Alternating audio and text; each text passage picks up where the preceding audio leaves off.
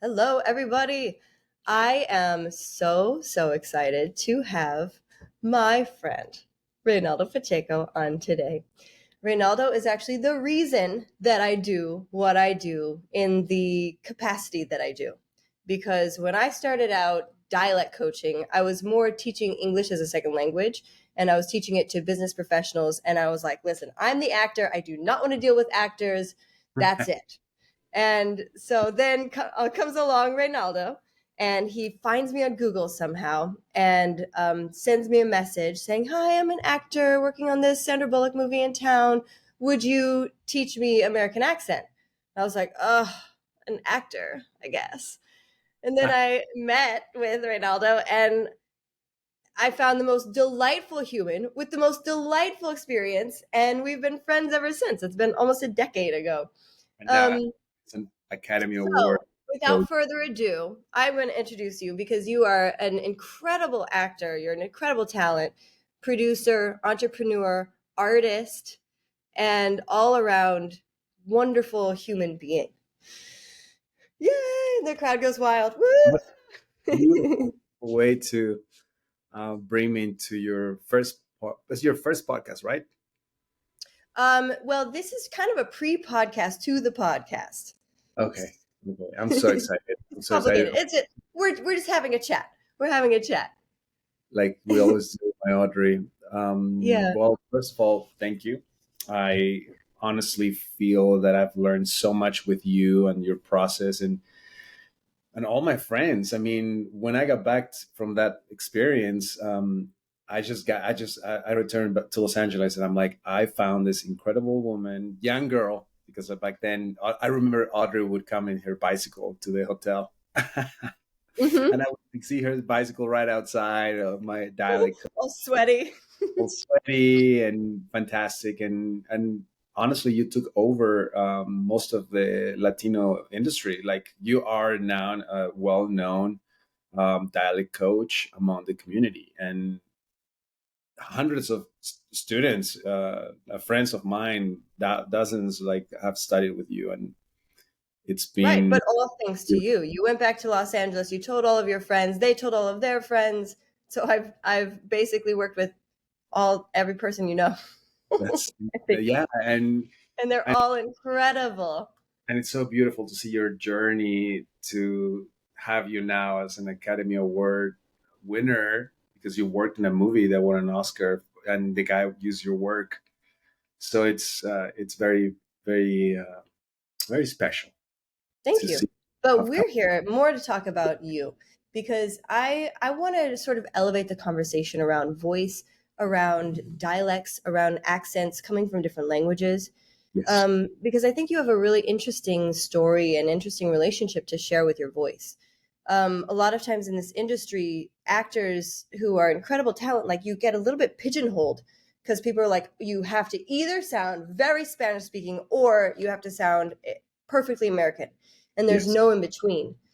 So I'm wondering, first of all, let's start maybe with your background. Where are you from? Yeah, all of that. I am from Bolivia. I was born and raised down in South America, and it's the industry has changed a lot. When I started, you're absolutely right. You were supposed to fit into a category, and not only for like international or like non-native speakers, but also for Americans. You Mhm. were supposed to be very brown looking if you wanted to play Latino. You were supposed to be blonde if you wanted to play the beautiful dumb girl. I mean, Hollywood was. Let's look at blonde I know Audrey's I'm blonde now. Ronaldo's seen all of my hair, red, black, half now brown, blonde. brown and blonde, so you can fit both categories. But the industry has changed. It has changed a lot, and Mhm. now they want diversity. They want accents. They want international actors. And aside from being a process of learning new dialects, this has been a process to loving and accepting myself exactly where I am and who I am.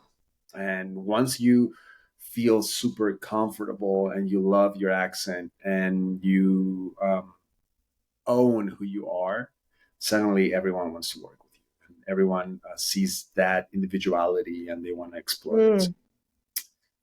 That's Um, actually really beautiful and insightful. Let's stop there for a second. How have you come to this point? How have you come to this point where you are truly owning who you are and loving that person? by trying to fit, by trying to first of all, I actually Ewan McGregor gave me this huge advice when I was doing a movie called Beginners, because he's also European, and I was very upfront with him, and I'm like, hey man, I'm struggling with the accent situation, because I want to get rid of my accent. I want to be able to play American. And the first thing he said is like, you're not gonna get rid of anything, because if you're Mm. thinking that way, then you're going to just sabotage your identity, your culture, who you are. So you don't want to erase the Ronaldo from Bolivia. You want to add another accent to your tools of accents. And Dive you that, in. I know, dude, and that, Audrey, sincerely, that Mm. uh, mindset shifted everything, because I was like, okay, so I can sound like Ronaldo right now. I'm not trying to sound British or an American, or I'm just myself. But whenever I get an audition, or whenever I get a part, then I can like be like, okay, so this guy talks this way, this guy Mhm. behaves this way, and that was a huge shift, to the point that when we were doing our Brandis Crisis with Sandra Bullock and George Clooney, the director was screaming at me, and he's like, "You sound too American. Turn it down. I want the Latino."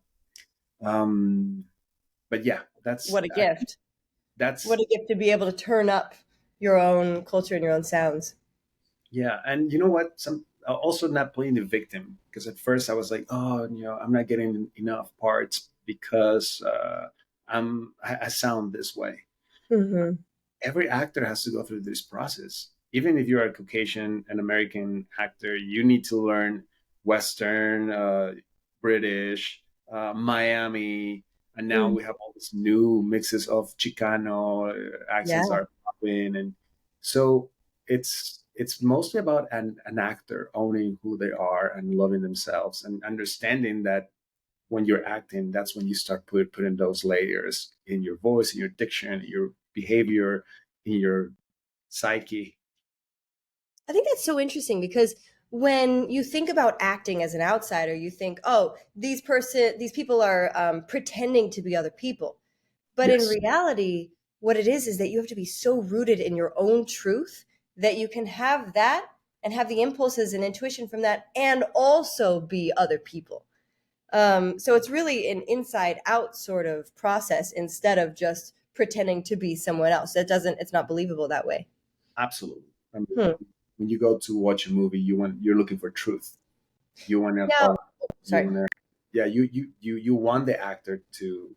That's the art. It's actually tapping into that truth. That's not your truth, but coming back with those real emotions and those real Hmm. thoughts. Now, talk a little bit about playing yourself versus playing someone completely different from you who may speak differently from you, who may have a different accent. Yeah. Um, what's the complexity there? Because if you know yourself that well, is it more fun to play yourself, or is it easier to play someone who's very close to yourself, or is it easier to play someone really far away from your core? Um, the way I approach the work is that I'm always playing myself at first. I approach the work from my perspective, from my experience, from my first the like my view, my point of view.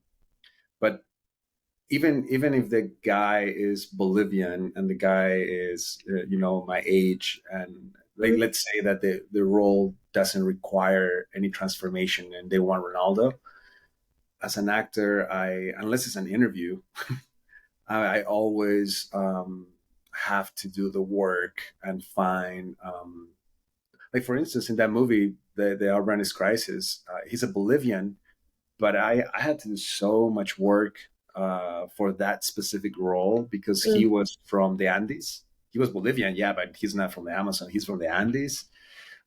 He's a certain type of He has certain culture. He has a class status.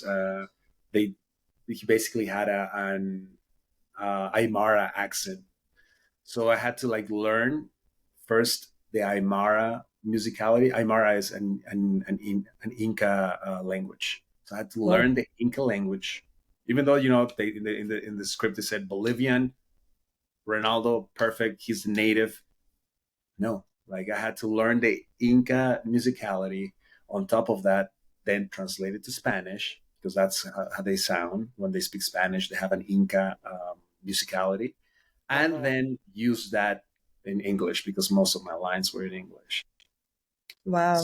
So I always think that you end up doing the work no matter what. Yeah. Yeah. Well, especially if you're going for that amount of accuracy and honesty, Right, which is really cool. right. What other accents have you been able to do over the years? What have been some Uh, of your favorites? sorry, we have some friends. Hey, French, un petit peu de français parce que je parle français aussi. Et donc, I studied a little bit of French with you. Actually, you helped me a couple of times. Mhm. Um, the American, I with you, I've been working on that a lot, and it's so interesting because it's not just how it sounds. Mm, It's also kind of like a place where they live. Americans, the sound in American dialect is back here, and when you tap into that space, the tongue moves less. Then also your expressions change. That's why Latinos we're like so expressive because most of our sounds are up here at the front. I shouldn't be mhm. talking because that's your area, but I No, feel please. every accent has its own energy, its own yeah, like it's interesting to see where these people live in their bodies and from what part of that instrument they're coming to share who they are. Yeah, I love that. What about other accents in Spanish? Definitely Mexican. I got to play some Mexican and same process. I did a movie with Ernest Borgnine, his last movie actually, a legend. Well, we're not talking about any specific movies because of the strike. Oh, true. Well, that's in the past, and that's not part Yeah, of the. yeah. Oh my God, I strike! know. We couldn't do anything on live because of the strike. No, but like for that project, same process. I had to like Mhm. learn the Mexican Spanish, Mhm.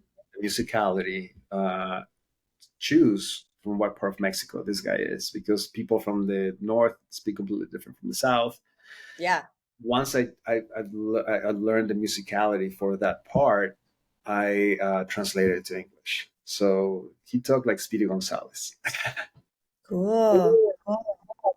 Yeah. Now, talk me through the process, your specific process for going from just learning the accent or the language in your cases to actually being able to believably put that in your scene and in your character, because accent and voice is so intrinsically tied to identity that actually being able to act in that accent and using that as a tool is incredibly complex and difficult, but you Yeah. do it with such ease, so I'm curious about your process. Thank you. It's been a process.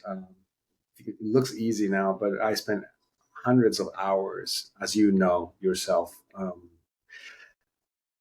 I learned this in acting school. Never learn an accent with your lines. Never. Never. I mean, you can work the lines with an accent, but never learn an accent with your lines because it's gonna kill the truth and the realism of the scene while you are doing the scene. Because when you're acting, you only need to focus on two things, which is breathing and thinking like the character. If you're thinking about how you should sound, it's the actor in the scene. If you're thinking about your blocking, it's the actor. So for me to be able to breathe and think like another being that has a completely different dialect or accent, I had to like learn the lines at the end, pretty much, and play with the accent, uh, improvising or like different texts, imitating people on YouTube, um, here at home, talking to my dogs, to my friends, but Mhm. never trying to deliver the lines with the same accent. And sometimes, I have to do that because we have no time. Like tomorrow, I have to have an accent from Ohio, whatever. So obviously, I'm not going to be able to play for 24 hours. I'm going to have to like kind of like memorize the lines with the dialect and the accent and Yeah. the reality. And I can see it. I can feel it. I'm like, oh fuck, it feels fake. Well, Uh, you can I, always send me a voice memo eventually. Once you feel the right. accent into your lines, just send me a voice memo. Even when I get those voice memos from you and I'm like working on the lines, I always improvise. I use that accent that I'm exploring and I talk to an imaginary friend or to my dogs or I just walk around the house and because you want to expand the world of the character. You don't want to just sound for like five lines because that's memorizing musicality. That's not real acting. You want this being to be in alive. So how does he talk when he talks to his mom, when he calls to a friend, when he's angry, and I help. I find out that helps a lot with the uh, with being truthful while you're using someone else's dialect or musicality or accent.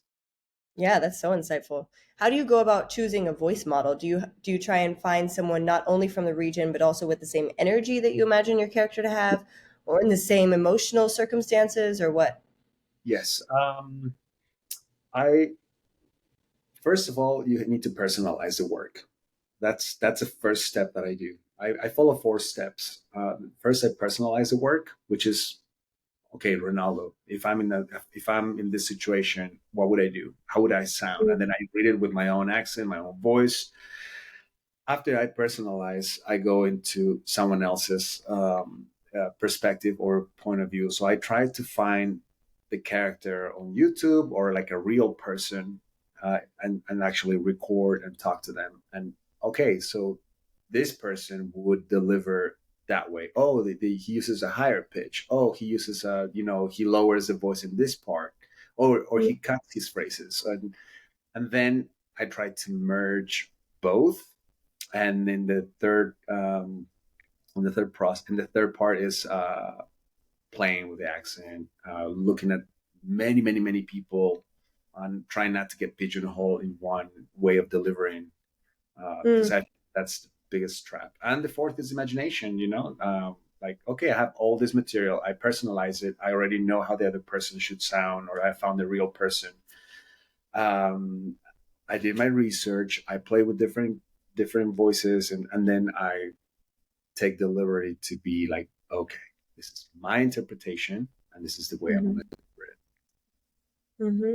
That's interesting because with a lot of people that I've been working with recently, I choose one voice model for them, or I present them with an array. I call it my charcuterie board of different dialect models. Yeah. And then I have them choose one or two people, depending on how much time we have. And then I have them imitate it as much as possible so they can actually emulate that person. And if they have two people, it's the spectrum. So they have two people with kind of different dynamics or different energy, and so they once they're able to sort of mimic both of them and have both of them in their body, then I have them pull from it. But you're saying that for you that makes you feel a little bit trapped, and you like to sample as many people as possible, right? Uh, yes, Mm-hmm. absolutely. But I, in that process of imitating one person and then imitating another person, you're already creating that space to play around. And Yeah. it also depends on the time, to be honest. Because if I have an audition tomorrow, I'm not going to be able to do all of that research because I have to first memorize the lines, then build the psyche of the character, then create the imaginary world, connect with my own emotions, my own psyche. I mean, it's hard to like do so much work in like little time. So at the end of the day, you're just imitating one person or two a little bit and getting the lines. Yeah. auditions in that sense always kind of like have a limitation. But when you get a role, I, it's wonderful because you can really, really go as deep as you want, and it's amazing because sometimes you're like, oh, Mexican accent, but then you're like, oh shit, what state, what age, what class, What because neighborhood? what neighborhood, because some person, even here in LA, someone in West Hollywood talks completely different from downtown or the Chicano neighborhood, or Mhm. if you are half Filipino, half, you can always go as deep as you want. Right. And it's all about exposure, who their friends are, who their family are, Yeah, how the people sound at school, all of yeah, that. There's so much that go into it. much. And It's one person will amazing. deliver the same phrase the same. You can, like my own accent. Let's go home. Let's go home. Let's go home. You can always use different forms of delivering the line. So try not to like solidify one specific way of delivering the line every single time because it's Mhm. going to sound fake and it's going to sound like you're just like focusing on sounding like something. I like to describe it sometimes as a VR, virtual reality machine, or what do they call it? Goggles? Yeah, I don't yeah, have one. What do they yeah, call the goggle machine thing? The console. But I like to describe acting work and this type of embodied acting that you do like that. You've imagined so vividly the character's reality, and you can see in your head what you look like, what you feel like, where you're from. You could see the scene that you're in, and when you open your eyes, you're still able to see all of that, or at yes, least it seems like it from your acting and from all the probably hundreds of tapes I've watched you in. And it's always impressive to me how it's almost like telepathy, where you're seeing these vivid images, and now I'm seeing them too, yes. even though they're completely made up, completely imaginary. But the more that you're able to dive into your imagination, the more not only the voice, but the whole story comes to life. It's really Absolutely. Also, the more quite you cool. know, the more you visualize, the more specific you are, the more specific you're going to be in your thinking. I I love Mhm. comparing acting to sleeping. When you sleep, you're the best actor in the world because when someone dies, you feel the pain in your chest, and sometimes you cry. If something is happening, your heart beats or you sweat. Like your instrument actually gives you the real experience. So when you're sleeping, everyone deserves an Oscar, and you mix your own reality. You mix the nation. You're here with Audrey, then you're talking to aliens, and it all makes sense. No one questions reality, and I really, really, really like that analogy because I truly believe that acting is tapping in, is going, is sleeping, but being awake, going somewhere and having that experience with Mm, your own see. senses, your own body, and experiencing as it is reality. Now, in a similar way, how do you get to that point where you have an embodied voice, whether in real life or in any characters you're playing, where you really feel like you are expanded and the best you can be in your voice and accent? I don't know if that's Uh, a very clear question, but no, go a little deeper so I can be more specific too. okay. Um, how, well, I guess you already kind of touched on it, how your voice is linked to your individuality and just acceptance of who you are. But I was talking a couple days ago to Marina Mazepa, who's an actress, but she's also a contortionist. And she was saying how she feels like her breath and her voice are one, and her breath and her body are one as well, and that the more she is aware and stretched and expanded, the more she is um in her voice, she's embodying her voice. Do you have Yes. any experiences or any insight or advice with that sort of thing? Yeah. I mean, I think that everything boils down to like a simple formula in acting. which is breath, thinking, and action, and everything. The moment that you come to Earth, you come out of your mom, and the first thing you do is you breathe, you think, "Where am I? What's happening?" And then you cry or you scream. So it's breath, thinking, action, and it's the same thing with us. If I'm here, Audrey, there's someone behind you. You first take the experience with the breath. What do you mean? And, oh, it's my friend, and then you laugh, or you smack me, or you call 911. So breath, thinking, Give me a action. big hug. Exactly, or that would be your action. So I always first begin the work with the breath, uh, Mhm. because the breath is universal. The same when you're angry, you breathe pretty much the same like everyone. When you're scared or like someone or there's an accident, or when you're making love, when you're crying. So the breath helps me tap into the universal aspect of the situation of the character. It Mhm. also confuses my body. If I'm breathing anxiety at the beginning before I step into the Mhm. scene, and suddenly that beautiful makeup, the natural makeup, which is the sweat, the shivering, the hyperventilation, will start happening. And then I tap into the thoughts of the character, which is okay, what's happening with the breath? Because the breath is all connected. It's really beautiful. You start breathing anxiety, then instantly the body starts going into those thoughts. And then if you are able to merge the thoughts of the character, then your action, which is talking or running or um, any action, is always going to come out full of emotion. Right. Uh, And that's all the for other non-actors as well, because there will be non-actors watching this as well. I right. think the breath is so vital to all of us in not only awareness of what your body is going through, but in order to feel more powerful or in order to be conscious of what you're about to say or do. Absolutely. Absolutely. And I feel society, we're trying to step away from emotions, like we do yoga so we're not stressed, or we do meditation so you're not angry at your mom anymore, so we do all this therapy, all this work to with the breath to like step out of those negative emotions. But Mhm. then here we come, crazy actors, and we love all emotions. For us, for me, anxiety, anger, uh, jealousy, all these negative emotions are just colors in my palette that I need to use and I need to access at some point. And the breath and the thinking, it's like an easy key to just open the door. And just to finish this uh, thought, I believe all acting techniques are amazing.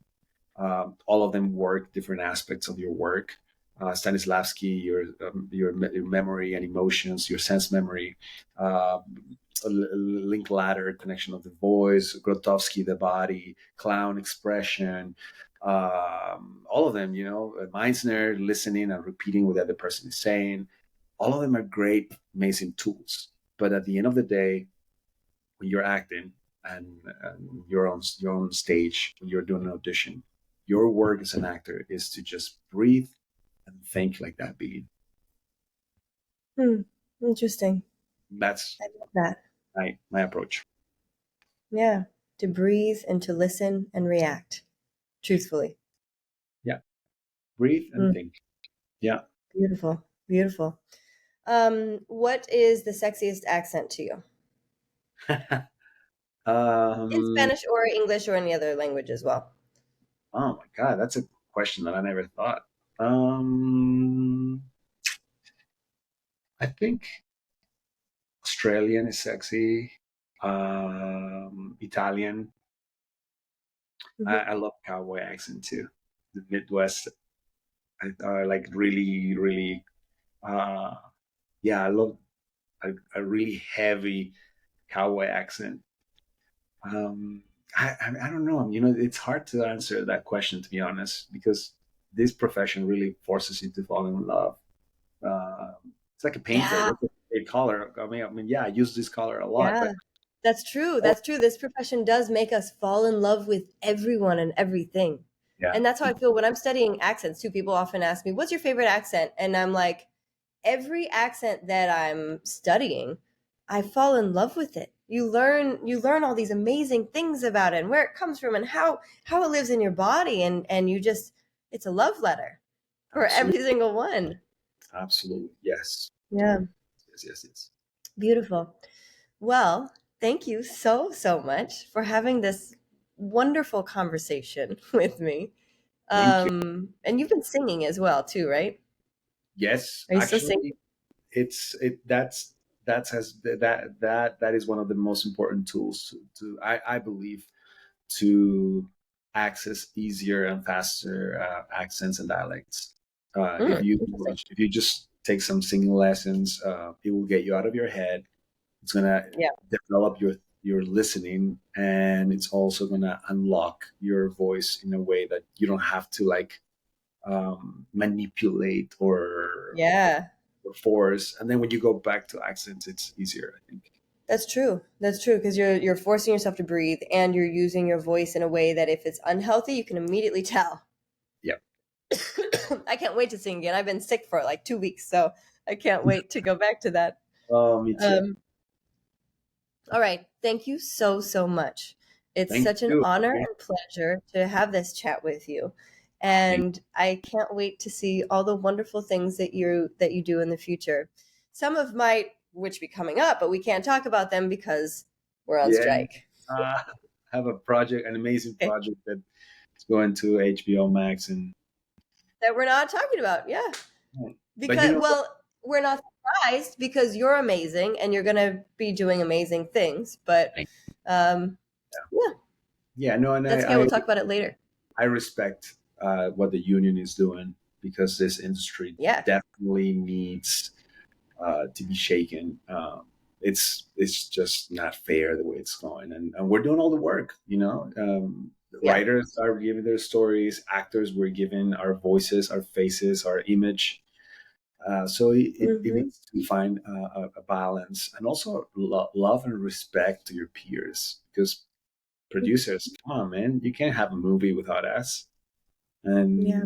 and you want, if we don't get the right negotiation, yeah, Yep. It's going to be on strike till we do. Love exactly. it. All Thank you. right. Love you lots and talk soon. Talk soon.